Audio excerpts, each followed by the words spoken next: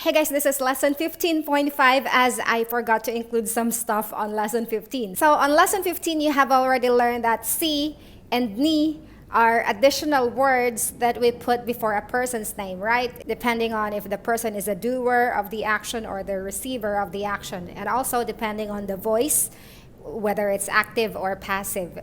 Now, what if you got a pet? Let's say it's a dog and your dog's name is Brownie. You're abroad, so you miss your pet, your dog Brownie. How do you say, I miss Brownie in Tagalog? Can you guess? 5, 4, 3, 2, 1. Time's up. I'm gonna give you a clue. In a conversational Tagalog, we still say the word miss. Although the deeper term is nangungulila. Like, nangungulila ako kay, and then the name of the person. No one would say that in a conversational Tagalog. You can only see that term in textbooks or you can hear that in songs, but not in a daily casual conversation. So for miss, we still say miss or namimiss. Namimiss if it's progressive or in the present tense. So how do you say I miss Brownie? Namimiss ko ay, namimiss ko si Brownie. Oh yeah, you're correct. We still use a si before Brownie's name. For domesticated animals like dogs, cats, we love them, right? We treat them as family and therefore they got a name. So because Brownie is a name, therefore we put a si. So it's not applicable for all animals, right? If, for example, you're at the zoo and you say you're looking at the tiger, you don't say, nakatingin ako si tigre. You don't say that. You say, nakatingin ako, nakatingin, it's watching or looking. Nakatingin ako sa tigre. I'm looking at the tiger. Remember, sa, it's at, right? If there is no feelings attached towards that or animal, then we don't use si. And just like in Espanol, with their personal a, it works both for people and animals, and it's placed before a person or an animal's name. All right. Now, on lesson 15, you have also learned that SINA is the plural of si, right? So, for example, you got 2 pets. You got a dog and a cat.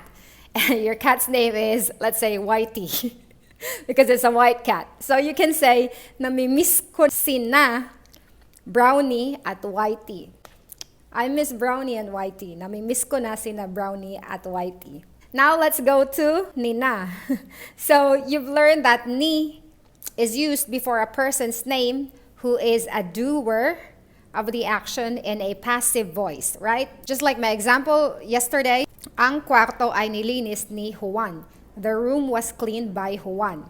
So here, the voice is passive, and the one who cleaned the room was Juan. So therefore, we don't use si, we use ni.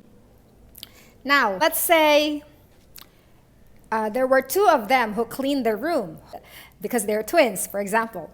Then you can say, ang kwarto ay nilinis nina because it's plural, nina Jose at Juan. Clear?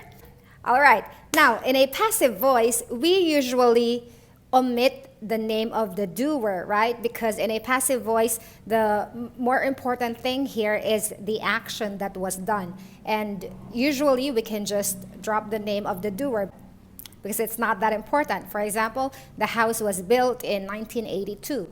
There, it's not that important who built the house. But if you want to give credit to the person who built the house, if that person is important, then you can say, the house was built in 1982 by my great-grandpa, right? Or if you really want to give credit to your grandpa, you can say that in an active voice, like, grandpa built this house in 1982. So now, what if the sentence in Tagalog is just, ang kwarto ay nilinis?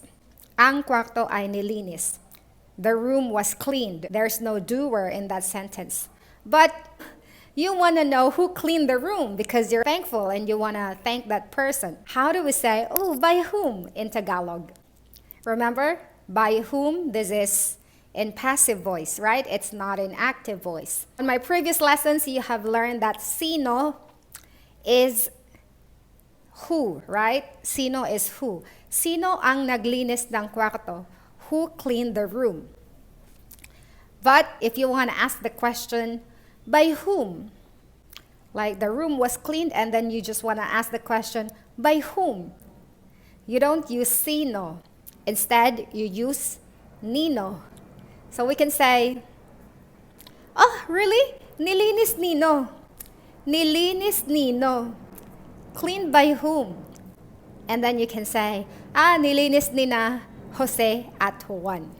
All right, guys, there you have it. It's just a continuation of the lesson 15 because I forgot to mention some stuff there.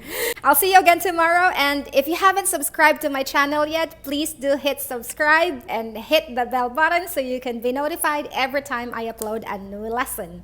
All right, bye-bye. Kita kits.